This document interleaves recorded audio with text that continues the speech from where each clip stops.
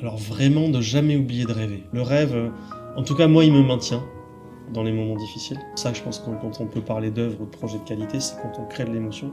Que les gens en vélo ou en voiture, moi, m'appellent, me disent « Ah, c'est toi qui as fait ça ». Ça, là, ça me touche. Parce que je me dis au moins, dans une séquence de vie, on s'arrête, on regarde. Une image que tu as rêvé, que tu arrives à transposer dans un projet qui arrive à terme. Parce que l'aboutissement de tout ça, quand même, Ouais. pour moi, c'est l'acte de la construction qui est magique. Où là, toutes les années passées, des fois ça prend 7, 8, 10 ans, hein, la maturité d'un projet. Il y a plein de circonstances qui font qu'il ne peut ne pas sortir. Ouais. Et les plus beaux, c'est ceux qu'on a presque oubliés, qui sont encore là à l'intérieur. Et de temps en temps, il y en a un, pouf, qui ressort, on ne sait pas pourquoi, économiquement, il y a un moment qui fait que ça y est, là il ressort. On t'appelle, tu dis oui, c'est pourquoi. Oui, mais il va falloir relancer ce projet. Tu dis, ah. Et là, ceux-là, là, qui sont presque oubliés, qui ressortent et qui sont de qualité, moi, c'est des moments.